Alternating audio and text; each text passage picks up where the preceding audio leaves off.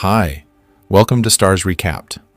Today, I'm going to explain an American fantasy drama television series titled Locke and Key, which was released in 2020. Spoiler alert, watch out and stay sharp.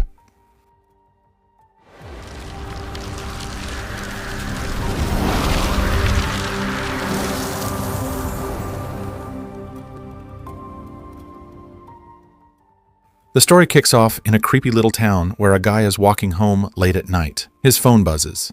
It's a woman telling him, Rendell Locke is dead. She doesn't give any details. She says he already knows. He goes straight to a safe, grabs a stack of maps, old photos, and a strange-looking key. Then he stabs himself with it, and both he and the house go up in flames. 3 months later, the Locke family rolls into Massachusetts. Nina and her kids, Tyler, Kinsey, and Bode, are moving into their big, old family estate. On the drive, Nina flips between sweet memories and bloody flashbacks. They stop at a cafe, and a server gives them a free meal just for showing up. The kids figure it's some new-in-town special. When they reach the mansion, the kids think they've hit the jackpot, but Nina keeps it real. They're just lucky. Uncle Duncan is there waiting for them with party hats and a smile. He gives them a full tour. Bode is mesmerized by every inch of the place. Kinsey tells Duncan she's hoping to get into art school. Tyler wanders off to sneak a smoke. Kinsey follows, reminding him that their dad wouldn't have approved. They snap a picture of the ocean view to send to their dad, but accidentally text it to Nina instead. Nina keeps getting hit with flashbacks. One in particular hits hard. Sam, Tyler's old friend, pulled a gun on Rendell, demanding answers about the house. When Rendell wouldn't talk, Sam shot Nina in the leg, then killed him. Bode starts exploring and discovers a locked-up well house. He squeezes through the gate, snaps a picture, drops it, and watches the photo float back to him. He calls down into the well, and a girl's voice answers, calling herself his echo. Spooked, he runs back to the house. Nina starts wondering why the house is in such rough shape. Duncan says he and Rendell always kept their distance from it. Later, Tyler tells everyone that Bode is claiming there's a girl in the well. They check it out. The gate's still locked, so no one believes him. Nina warns Bode to stay away from it. The next morning at breakfast, Tyler complains about eggshells in his food. Kinsey's tense about school, and Nina tries to encourage her. Duncan heads back to Boston and hands the house keys over to Nina. At school, Kinsey overhears some girls talking about a party. One wants to invite her, but the other shuts it down, calling her a buzzkill and bringing up her dad's death. Kinsey eats alone until Scott shows up and hands her an invite to an event later. Tyler gets invited too, since he joined the hockey team. While Nina's out, Bode hears the echo again and heads back to the well. She asks if he's found any keys. There's one to leave your body, one to switch appearances, and the best one lets you go anywhere. She tells him to listen for whispers and to keep everything quiet. He tries telling Kinsey, but she brushes him off. In the shower, he notices Kinsey's bracelet might be a key, snatches it, and uses it. When he unlocks a door, he ends up in the same ice cream shop from earlier. He grabs a cone and walks right back through. Kinsey catches him and laughs it off, daring him to try the Eiffel Tower next, but it doesn't work. Nina's digging through Rendell's stuff when Kinsey storms in, pissed about her broken bracelet. She gets a message from Scott, but ignores it. Kinsey asks Nina why they even moved into the house, but doesn't get much of an answer.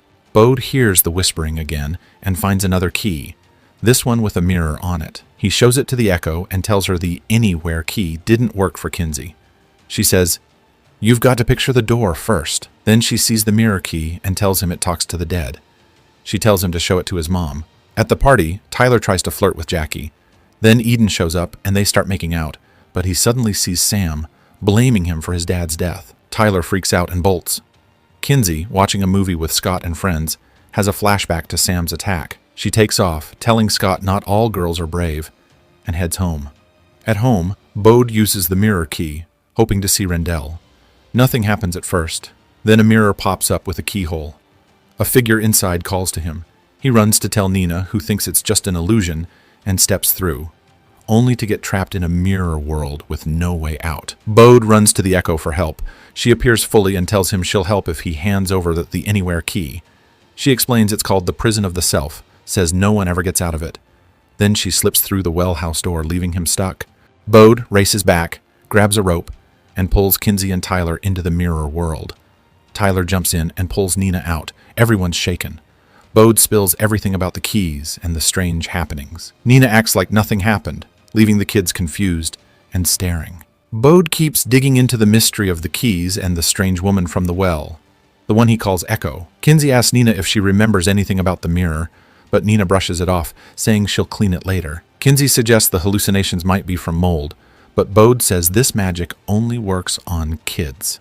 He takes Kinsey to the hallway mirror and uses the mirror key again, proving it's real. Tyler asks if that's the only key Bode found, and Bode admits he lost the anywhere key. Tyler and Kinsey head off to school, and Tyler tells her to forget about the keys. At home, Bode hears strange voices, leading him to the head key, hidden inside the vacuum cleaner. At school, Tyler lies to his friends, saying he slept with Eden. Ellie Whedon visits Keyhouse, meets Nina, and brings a gift. She tells Nina she went to school with Rendell and points out a man in a photo, saying that's Lucas, her ex and Rendell's best friend. Later, Nina gets a call about unpaid tuition. Ellie leaves, looking visibly unsettled. Bode tries to use the head key, but fails with every door he tries. Outside, he meets Rufus, the kid who helps take care of the grounds. They bond over action figures. Bode asks him how to defeat Echo. Rufus suggests using a bear trap and warns him to be careful. At a diner, Echo devours nearly everything on the menu. After using the restroom, she uses the anywhere key to steal a dress and some jewelry. That night, she sleeps with a man and ends up strangling him to death. At school, Kinsey eats lunch alone. Scott comes over to apologize, and she forgives him. She's surprised to hear Eden landed the lead role in his short film, but agrees to help on set. Nina visits the school and meets Tyler's English teacher, who compliments Tyler's intelligence and offers condolences. The teacher starts to bring up something tragic from Rendell's past, but Nina is pulled away before she hears more. Later, Tyler recalls something his dad once said. Back in the present, he sees Logan key Javi's car. Later, Javi and Logan try to pressure Tyler into stealing from a store, but the clerk intervenes. Logan covers for Tyler, claiming he just picked up a bottle. Meanwhile, Bode shows one of the magical keys to a hardware store clerk and asks if they sell anything like it. The man seems curious, but Bode doesn't explain. He notices a keyhole on the back of the man's neck and nearly tries the key, but the man turns around too quickly. Ellie picks up Rufus from Keyhouse, and Nina invites her inside. Nina asks about the tragedy the teacher mentioned. Ellie explains that 3 of their friends drowned in the sea cave, her ex included, and blames the tide. Back at home, Bode returns with the bear trap and his collection of keys. He almost injures himself setting it up, but manages to get it working on the second try. He baits it with a fake key. Then, using one of the real ones, he makes a keyhole appear on the back of his own neck, but hesitates to go through with it. Echo suddenly appears, thanks Bode for the key, and tells him her day went well. She mocks him for trying to trick her and asks if he's found any other keys. Bode lies and says no.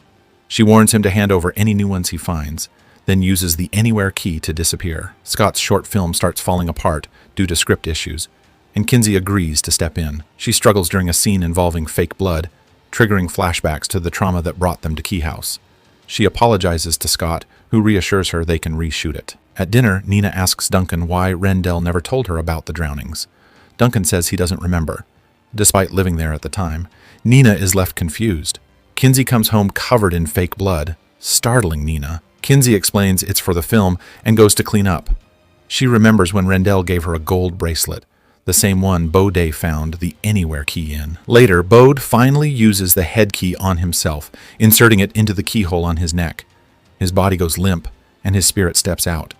He finds a box with his name on it and stares in awe at the glowing lights inside. Tyler and Kinsey get into an argument. Kinsey feels like Tyler is shutting her out, but the fight ends when they see Bode standing with a key in his neck.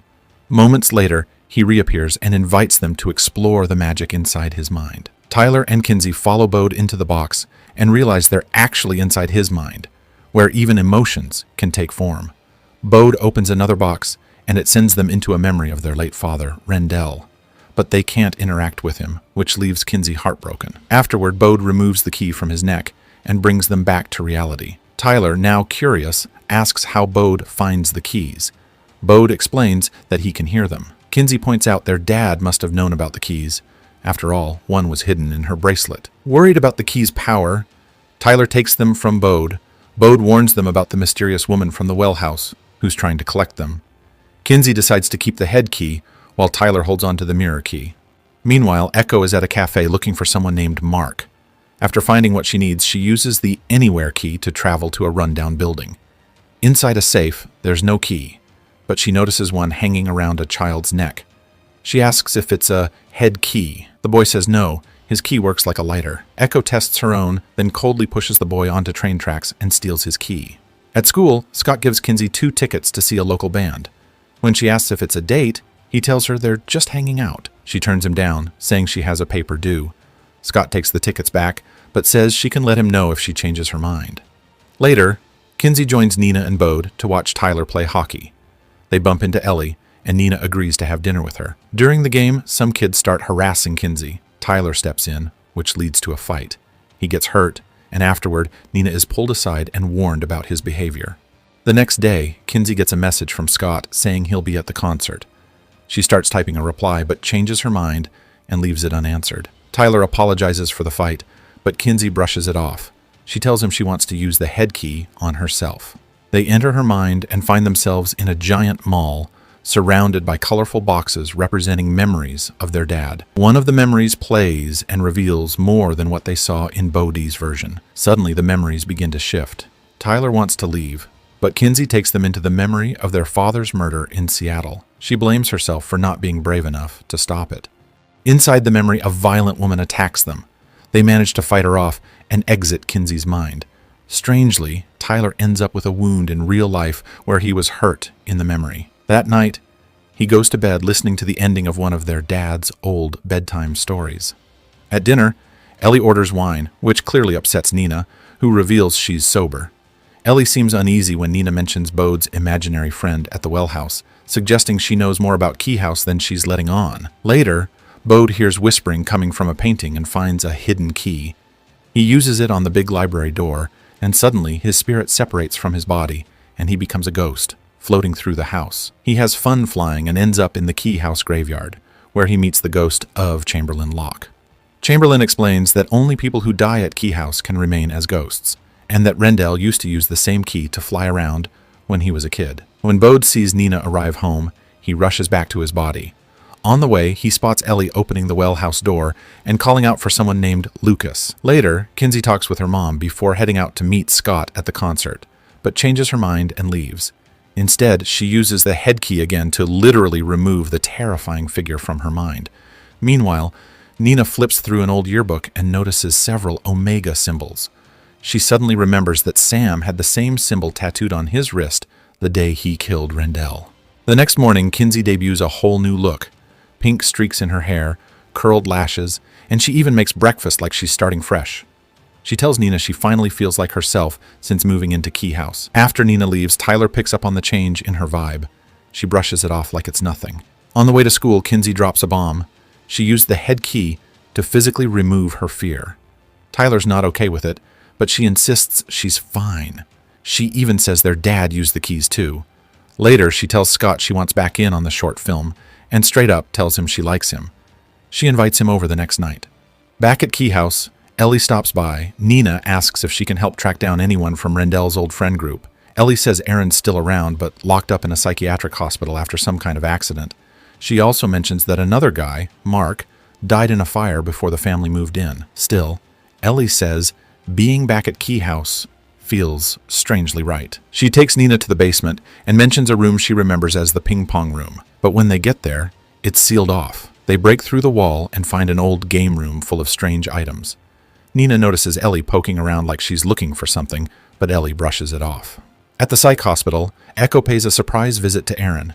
It's clear they go way back. Aaron is visibly shaken and struggles to speak, still traumatized by what happened to her. Echo tells him most of their old crew is already dead and hints she's looking for the head key. She promises she'll be back.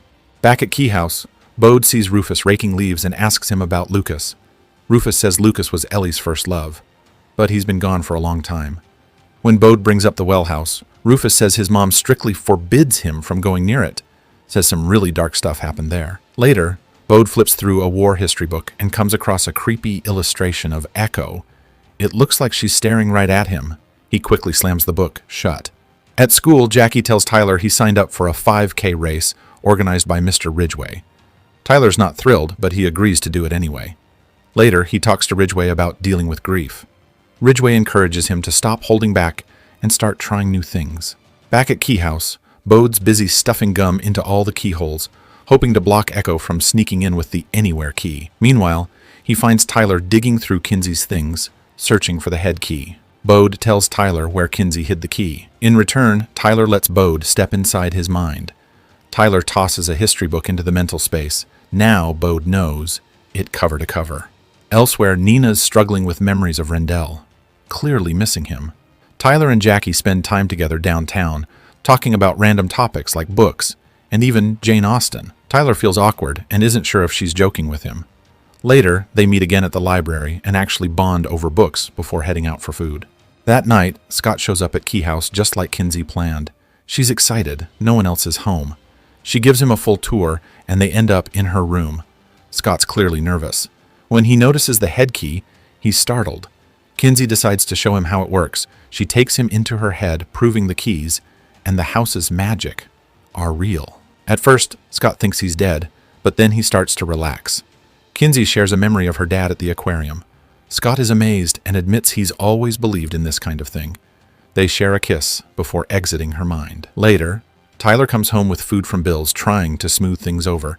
Kinsey accepts the gesture, and he tells her he used the head key to load up on knowledge. Suddenly, there's a loud noise upstairs. They assume it's Bode, but he says, "No, it's her."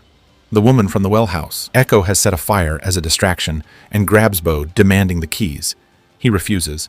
She uses the anywhere key to pull him through a closet and into a fiery, hellish dimension. Tyler tries to follow, but magical flames block his way. While trapped, Bode realizes something. She can't just take the keys. They have to be willingly given. Frustrated, Echo leaves with only the anywhere key. Back at the house, Nina's trying to figure out what started the fire. Kinsey assures her it wasn't her fault and apologizes for being distant earlier. They hug, reconnecting emotionally. That night, Tyler and Kinsey both wake to the same eerie whispering Bode heard before. They follow the sound to the piano and discover another mysterious key. Bode appears and says he might know exactly what it opens. They try the key on a music box, but nothing happens. Bode thinks the music box might be broken. Now all the Locke kids can hear the whispers. Bode calls them the keepers of the keys. He hands out the others. Kinsey gets the music box key. Bode keeps the mirror and ghost keys, and Tyler holds on to the head key. Tyler tells everyone they should talk things through before using any of them. Then they discover the music box can actually control people, make them do whatever the person holding the key wants. The next morning, Nina says she's had several people look at the broken stove, but no one can fix it. Tyler tells her he quit the hockey team. She also mentions Duncan is coming for the weekend. At school, Scott shows Kinsey their latest short film. She thinks she ruined it, but Scott says her acting was great. It's everything else that needs work. Later, Tyler finds out Jackie likes him when he asks Logan for an excuse to skip visiting her place that night. He tells Kinsey to find another ride because he's planning to go to Jackie's. Tyler's caught off guard when Kinsey brings the music box to school. That causes some tension, and Kinsey calls him a bully. Then she shows Scott the key and uses it to make Eden faceplant. They laugh it off, calling it physical comedy. Gabe notices and asks if they made Eden fall on purpose. Kinsey pauses, then admits they did. She even lets Gabe try it himself. He uses the music box to control Eden, and they all start mocking her, until Scott steps in and tells them to cut it out and go to class. Kinsey hesitates, but keeps controlling Eden for a little while longer. Meanwhile, Nina meets with Mr. Ridgway and asks why Tyler quit the hockey team. He guesses it's because Tyler's busy helping with a fundraiser. Nina listens as he explains what the fundraiser is for. Then Bode's school calls. He brought a hammer to class. Nina heads over to pick him up. Bode says he brought it for protection, but doesn't know who he's protecting himself from. Tyler and Jackie chat while he plays a magic 8-ball app that gives random predictions. Their conversation ends when Jackie gets a viral video of Eden kissing a statue, clearly under the influence of the music box. Jackie's confused. Tyler looks concerned, realizing Kinsey is using the music box key again. Back at home, Nina hears a noise in the basement. She finds the door open and Ellie inside. Ellie claims Rufus got upset about losing an action figure. Nina notices a keyhole-shaped scar on Ellie's chest and asks about it. Ellie says she fell off her bike as a kid, but quickly makes an excuse to leave. Meanwhile, Kinsey and Gabe walk through the woods. Kinsey explains the music box key came from her ancestors. Gabe tells her he transferred schools because his parents are getting divorced. Kinsey says she's glad he's here.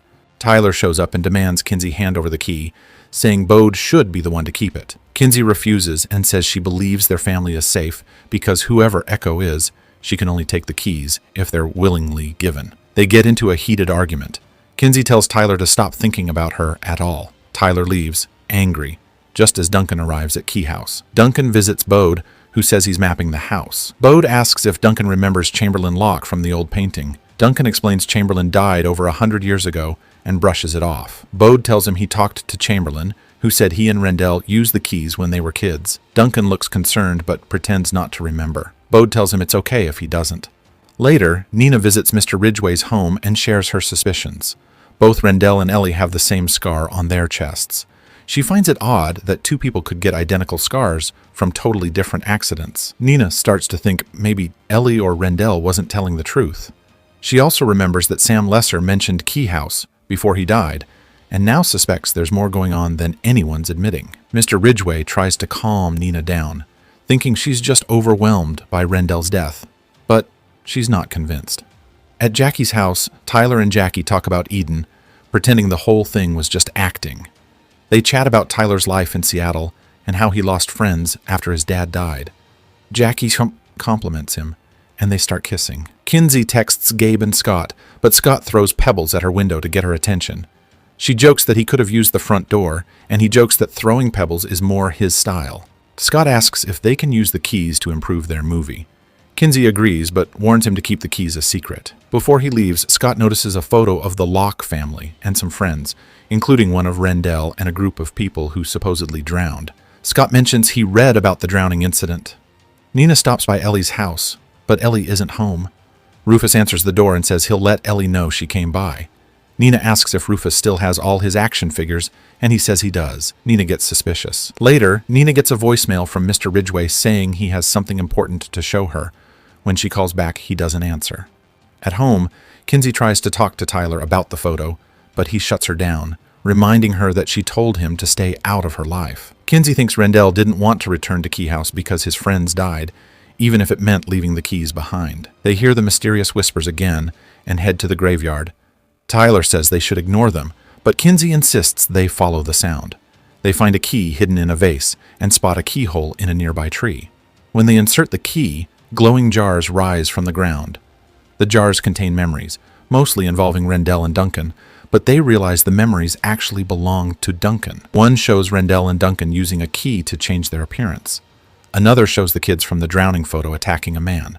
Tyler starts to worry that the kids never actually drowned. Nina returns to Mr. Ridgway's house after hearing the voicemail and finds the door open. Inside, she discovers him dead at his desk with a bag over his head. She calls 911, but hears noises from another room. When she checks, no one's there. At the police station, Nina waits to speak with officers. She tries calling Ellie, but doesn't get an answer. Talking to Detective Mutuku, she insists that Mr. Ridgway wouldn't have taken his own life. She explains that she heard someone in the house and got a strange voicemail before finding his body. The detective says the evidence points to suicide, but promises to follow up on her story. Scott tells the film crew their first cut of the short film was a flop, but they added new scenes to fix it. Gabe looks uneasy. Then they get word that they can't film at the docks anymore. Back at Keyhouse, Kinsey pulls out one of the memory jars from the graveyard and shows it to Duncan. He's amazed, but confused, until she explains that the memories are his.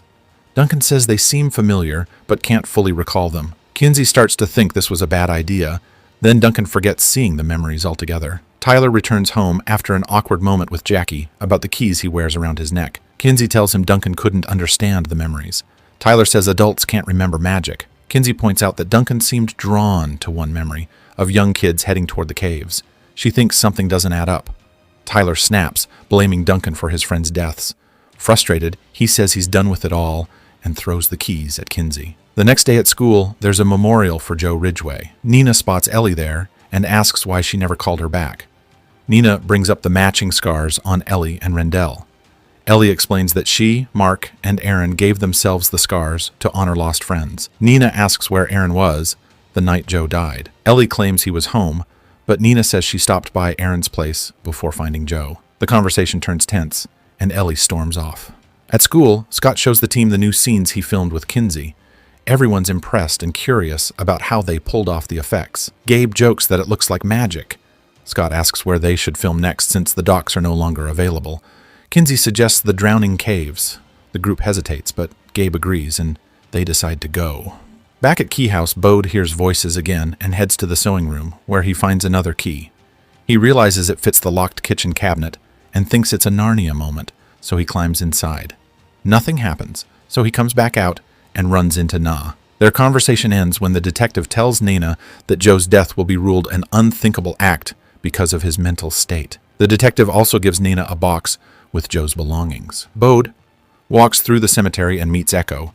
She tells him he has one last chance to hand over the keys. He refuses, saying she can't take them. Echo warns that he'll be the downfall of the entire family. Meanwhile, using the matchstick key Echo gave him, Sam melts the lock on his cell and breaks out. He starts a fire by striking the key against the wall and kills a guard by stabbing him. Na looks through Joe's stuff, but Duncan shows up and asks what she's doing. She says she's searching for someone and asks if he knows about the scar Ellie and Randell share. Duncan can't answer. Na says something feels off about Keyhouse. Duncan suggests they leave for Boston, but Nina says no, and Duncan leaves. Scott, Gabe, Kinsey, and the crew arrive at the drowning caves, amazed by how beautiful they are. Kinsey hears whispering voices and ventures deeper into the cave. She wants the group to follow, but they hesitate. Gabe agrees, so they all go. They get far inside, and everyone thinks it was the right call. Still hearing whispers, Kinsey goes on alone and finds a mysterious door shaped like a keyhole with blue light behind it. The lock has an omega symbol. The tide starts to rise, and the crew gets worried. Gabe finds Kinsey trying to open the door and tells her to leave. She finally agrees, and they swim out. Later, Kinsey thanks Gabe, and they share a kiss. Tyler goes to Joe's remembrance, but gets tons of texts from Jackie asking where he is since the 5K run is happening. Tyler is shocked when Echo shows up looking like a hot teenager, not realizing she's the same woman terrorizing Bode. They get along until Jackie arrives. Echo says she'll see Tyler around. Jackie gets mad and confronts Tyler, who then leaves the party. Later, at a convenience store, Tyler runs into Echo again, who offers him some alcohol. They talk, and Tyler agrees to be with her after she says her name is Dodge. Bode worries about Kinsey, asking if all her keys are safe, now that Echo, aka Dodge, is back. Kinsey reassures him that everything will be fine. Bode promises to stay with her all night and helps carry boxes from the basement. Back in the day, Sam got kicked out of science class at Seattle Public Secondary for goofing off during a pig dissection. He was sent to Randell Locke's office. Randell told him he'd been excluded for a while and asked if everything was okay at home. Sam said things were fine, but got distracted by a painting of Keyhouse Manor hanging on Randell's wall. The painting seemed to call to him. Randell said it was his family home, and he kept the painting to remind himself where he came from. Now Sam is standing on the Keyhouse estate with a gun. He breaks a window to get inside, but notices blood dripping from his palm. Meanwhile, in the basement, Bode and Kinsey are unpacking boxes. Bode wants to call Tyler, worried about what Dodge, the well lady, said earlier. Kinsey says she lost her phone back in the drowning caves. Upstairs, Nina is looking through photos when she hears a noise. She checks it out, and Kinsey and Bode come back to find the broken window. Kinsey wonders why Dodge would break in when she can come and go with the anywhere key. Upstairs, Na finds Sam in Tyler's room, holding a gun to her head. Sam tells her to stay quiet. Kinsey tells Bode to hide, but Bode uses the ghost key to fly up to the second floor. There, he sees Sam holding Na hostage. Bode can't talk to Nina in ghost form, but watches Sam demand the head key. Na doesn't know about the keys, so she can't help. Kinsey hides the head key inside a plush whale. When Sam demands the key from Bode and Kinsey, they pretend they don't know what he means. Bode shows Sam the mirror key, but Sam surprises him by grabbing it from his neck. Sam says it's not the key Dodge described, but Bode insists it is. Kinsey ends up giving up other keys and says Tyler has the head key. Sam decides to wait for Tyler. Now holding the mirror key, music box key, and plant key, Sam has the locks hostage. Na asks what's going on, but no one explains. Sam questions what they've been up to, but Kinsey and Bode stay silent. Instead, they ask about Sam's brain swelling from when Nina hit him with a hammer. A flashback shows Tyler and Sam used to be friends. Na asks about the Omega tattoo on Sam's wrist, but Sam switches the topic to Randell. Sam says Dodge wants the head key because someone knows how to open the black door. Tyler and Dodge finish being together in her car. Dodge wants to go to a bar, but Tyler just wants to go home. He finds the anywhere key in the back seat. It now belongs to him. Dodge asks for it back, but Tyler finally realizes who she really is and says no. He runs to Keyhouse Manor, opens his bedroom door with the key, and finds Sam in the kitchen. Tyler tackles Sam and starts beating him, but Sam uses the matchstick key to start a fire and escapes. Sam demands the head key once again, but Tyler insists he doesn't have it. Kinsey admits she buried the key in the woods and tells Tyler to look after Sally, the whale plush holding the head key, if anything happens. In another flashback, Dodge calls Sam from the well house depicted in the Keyhouse painting. While Rendell steps away, Dodge urges Sam to check his file on Rendell's desk. It reveals Sam has a personality disorder and includes notes Tyler wrote, hinting they weren't really friends. Sam storms out of Rendell's office, angry. Kinsey takes Sam to the woods where she buried the key, and Sam orders her to dig it up. Meanwhile, back at the house, Tyler frees himself from a chair restraint and releases Na, who calls the police. Tyler searches the winter study and finds Sally holding the head key. Kinsey's fear suddenly turns violent and attacks Sam, forcing Kinsey and Bode to flee back to the house. Gunshots ring out. Na tries to follow, but Tyler stops her. Sam returns and fights Na, who stabs him. Tyler then inserts the head key into Sam's head. Sam admits he didn't want to kill Rendell, but did so for Dodge. Tyler says even though Rendell invited him to hang out with Sam, he genuinely liked Sam. Dodge arrives at Keyhouse Manor. Sam pulls the head key from his neck and grabs it. Dodge knocks Tyler and Nina down and demands the key from Sam. Tyler urges Sam not to give it to her, but Dodge stabs Sam, takes the key, and explains that the keys can't be taken from locks but can be taken from anyone else. She leaves Sam bleeding as the police arrive. Sam escapes through the winter study door because Bode forgot to lock it. The police shut the door, probably trapping Sam away from his body for good. Meanwhile, Rufus is fed up with guests while making soup and asks how much longer their visitor will stay. Ellie says just a couple more days, but Rufus points out she said the same thing 2 weeks ago. Ellie warns Rufus not to tell anyone about the guest. When Rufus goes to get more tomatoes, it becomes clear the man is Lucas, Ellie's childhood boyfriend. Ellie asks if he had anything to do with the attack on the Locks, but Lucas flips it back on her. At Keyhouse, Tyler and Kinsey are tidying up. They've been receiving comfort food from people, but Tyler feels uneasy about how Dodge finally got what she wanted. Kinsey mentions Dodge might open the black door. Tyler wants to know what's behind it, but Kinsey can't say since she hasn't unlocked it yet. Na arrives behaving oddly. She assumes Tyler stabbed Sam and tells him he did the right thing, though she can't recall anything about Dodge. Tyler and Kinsey inspect Na's room and notice signs she's been drinking. Na says she wants to get rid of the alcohol to end the pattern. Kinsey starts to wonder if hiding the truth about the keys may have made things worse. They come across a photo of Aaron Voss marked as a patient in a psychiatric facility. When Bode walks in on them searching, they claim they're just trying to find Na's phone. Detective Mutuku visits Na's house informally, suggesting she might consider leaving town. He spots her drinking and quietly departs. Na fills her cup with gin and feels drawn to the mirror by the mirror key. She's hit by flashbacks of being stuck inside the mirror. In a panic, she smashes the cup and hides the shards in the mending cabinet, unaware it possesses magical properties. Tyler receives a text from Jackie, who's outside with Gabe. They've brought food to offer support and are introduced to Na, who thanks them for being there for her children. Ellie and Rufus arrive soon after, bringing soup. Tyler apologizes to Jackie for his earlier behavior. Kinsey questions Ellie about seeing anyone suspicious and describes Dodge, but Ellie hasn't noticed anyone unusual. Rufus asks if Bode can visit to build model airplanes. Bode hesitates, then agrees. Gabe talks with Kinsey about her acceptance to Parsons, but seems upset about her being away the entire summer. Scott appears, accepts Kinsey's apology, but awkwardly leaves after spotting Gabe. While building airplanes, Rufus shifts the conversation and asks Bode if he can keep a secret about Lucas. Lucas arrives and Rufus introduces him to Bode as his cousin. Meanwhile at Keyhouse, Nina discovers the shattered mug miraculously restored inside the mending cabinet. She shares her experience with Kinsey about the mirror vision and wonders if it's related to the magical keys Sam mentioned. Kinsey tells Na she needs to speak with Tyler. She explains that the mending cabinet can fix broken objects, and now their mom can recall both the magic and the mirror incident. They're puzzled as to why Nina suddenly remembers so much. Na, overhearing the conversation, looks stunned and disheartened. Tyler notes the tide is nearly out and suggests they go to the drowning caves. Elsewhere, Dodge visits Erin, only to find her with Gustav the magician. Dodge attends the magic show and later confronts Erin, revealing the head key and demanding to know where the Omega Key is concealed. Inside the drowning caves, Kinsey blames the Whispering Keys for leading them astray and nearly getting the Savini squad killed.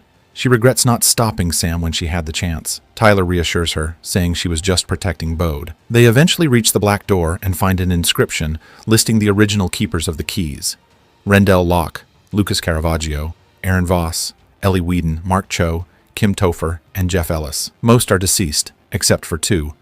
Tyler suspects Erin is the woman Javi talked about and asks Kinsey to check in on her while he stays with Na. Dodge uses the head key on Erin, unlocking a mental door to Matheson Academy, allowing her to view Erin's memories. She explores an empty school but doesn't find Erin. Watching a memory tape, Dodge sees one revealing the Omega Key's location, just before being interrupted by a version of Erin trapped inside her mind. Dodge now knows the key's hiding spot and exits, leaving Erin stranded in her own memories. Kinsey arrives moments too late as Dodge escapes using the Anywhere key, heading for Whedon House. Kinsey warns Erin someone may attempt to break in. Erin tries to say Dodge's name, but can't manage it. Kinsey points to a photo of Lucas and reveals that Dodge and Lucas are the same individual. Dodge uses a key to take on Lucas's form. Grieving Nina places Rendell's urn into the mending cabinet, hoping to somehow restore him. Instead, Tyler appears wearing his father's jacket. Nah, overwhelmed with emotion, smashes the urn and retreats to her room. Kinsey follows to console her and admits she doesn't know why it didn't work. She urges Na to avoid returning to drinking, as the Locke kids still need her. The two share a moment of comfort. Ellie discovers a damaged action figure in Rendell's old basement. Lucas, actually Dodge, tells her he's seen inside Erin's thoughts and knows that Rendell hid the Omega Key within his own mind. Back at Keyhouse Manor, while sweeping up ashes, Tyler finds the Omega Key. Kinsey suspects that Lucas and Dodge are indeed the same entity. 6 months earlier, Ellie Whedon returned to Matheson with her class following a school game. She received a message linked to the news of Rendell's death. Upon seeing the Omega symbol tattooed on Sam's wrist in a photograph, she recalled calling Mark Cho the night he took his life, using the matchstick key. 3 months later, Ellie asked Rufus if anything unusual was happening at Keyhouse Manor, but he assured her everything was normal. Suddenly, Lucas appeared, asking Ellie for assistance. They held hands. A flashback revealed Ellie using Rufus's key to enter Keyhouse Manor. She searched the ping-pong room and uncovered a hidden crown in the ceiling, which she tucked into her bag just as Nina returned. Ellie gave the crown to Lucas, but didn't have the specific key he was seeking, so he pressured her to return to Keyhouse again. Joe interrupted them, clearly puzzled, and snapped a photo of the two. He also explained why he left Nina a voicemail that evening. Later, Joe returned home and was shocked to find Lucas and Ellie waiting for him. He questioned how Lucas was still alive after supposedly dying 25 years earlier. Ellie replied that the truth wouldn't make sense and handed over her phone. Lucas then suffocated Joe with a plastic bag, revealing it was actually him, not Ellie, who committed the murder. Na arrived, and Lucas used the Anywhere key to escape, leaving Ellie with Nina. Ellie ran back home, terrified, and fired multiple shots at Lucas, but he survived. He warned her that she couldn't destroy an echo and threatened to harm Rufus if she didn't cooperate. Meanwhile, Tyler and Kinsey were reviewing one of Duncan's memories. Tyler was having a hard time accepting that Lucas and Dodge were the same entity. Kinsey asked if the Omega Key was secure, and Tyler confirmed it was hidden in the safest place possible. Bode came in and said he'd discovered the matchstick key outside. He was curious about what Tyler was keeping secret. After viewing the memory, Bode realized Lucas had been at Ellie's house. Kinsey recalled a key that could alter someone's appearance and suspected Dodge was using it. Disguised as Lucas, Dodge asked Ellie about Rendell's remains. Ellie told him the Locke family had cremated the body, but Dodge insisted the key was still with the ashes. Back at Keyhouse, Kinsey and Tyler used the mending cabinet to fix Rendell's urn, though Nina dismissed their concerns as merely a dream. Bode visited Ellie's home and found Rufus there alone. Rufus confirmed that Lucas was really Dodge in disguise and that Dodge had manipulated Sam into murdering Rendell. Rufus showed Bode the crown Ellie had taken from Keyhouse, but refused to let him examine it closely. Bode vowed to locate the key and use the crown against Dodge. At school, Eden was startled by something that suddenly jumped at her, only to vanish when she looked again. She blamed Kinsey and warned her to back off. Kinsey saw Ellie leaving campus and confronted her about the keys and Lucas. Ellie denied Bode's claims and urged Kinsey to protect her loved ones. Tyler wanted to inform their friends about the magical keys and Dodge, hoping they could all join forces to fight back. But Kinsey wasn't on the same page. Eden returned furious about what had happened earlier that day.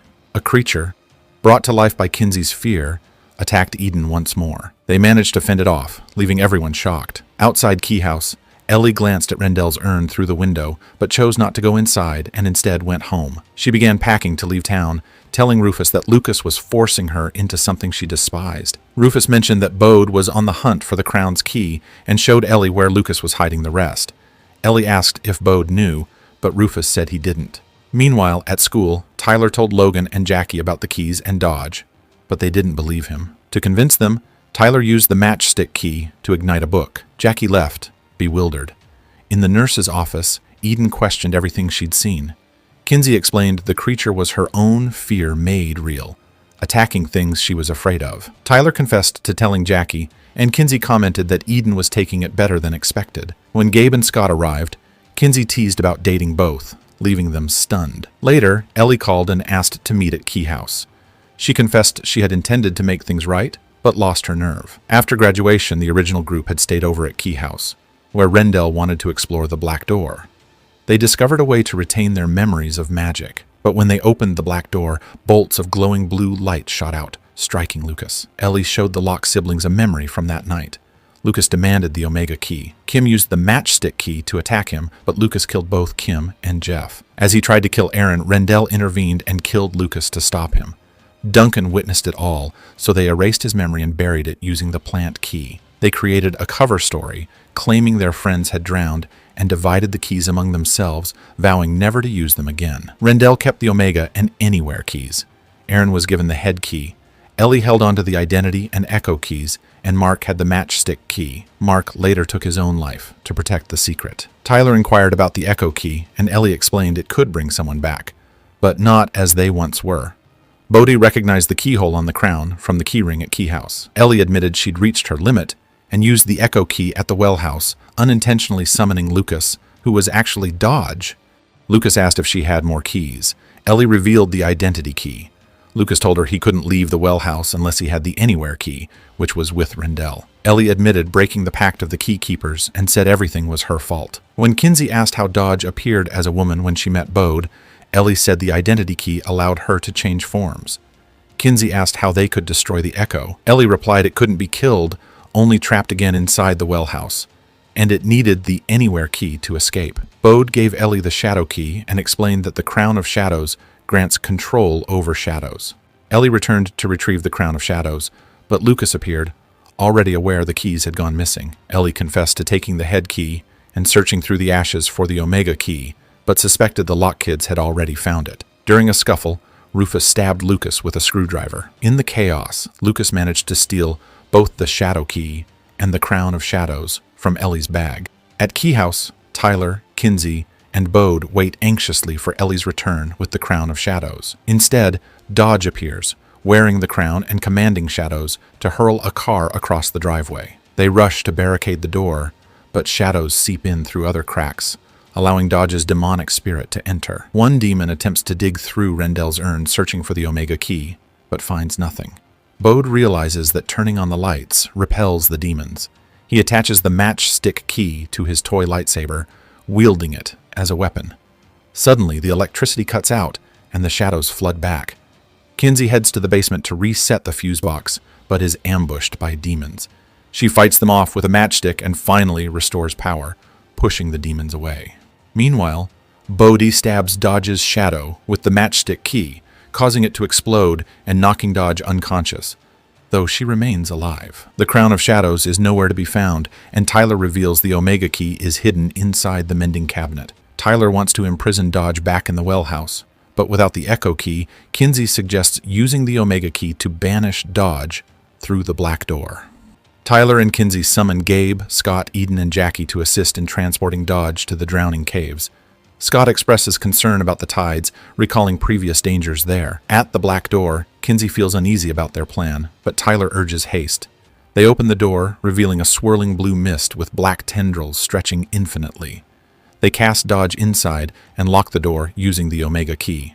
Back at home, the group breathes a sigh of relief and decides to eat before heading out. Scott admits he's not comfortable with polyamory, so he and Kinsey break up amicably, but agree to remain friends. Bode cycles over to the Whedon house to check on Rufus and Ellie. Rufus is unconscious, so Bode calls the police, abruptly ending Detective Mutuku's coffee break with Nina. Rufus can't explain what happened to Ellie, but says he witnessed Lucas transform into Dodge. Before parting, Rufus hands Bode the head key. At home, Bode wonders if the woman they trapped behind the black door was truly Dodge. The next morning, Duncan returns to Matheson while Nina prepares breakfast. Nina regrets relocating the kids to Keyhouse Manor and decides to put it up for sale and move back to Seattle. The kids object, wanting to stay in Matheson. Bode writes a letter to Rufus, wishing him well in Nebraska and saying the Keys are now a part of who they are. They've become the new keepers. He promises to visit if they ever recover the Anywhere key.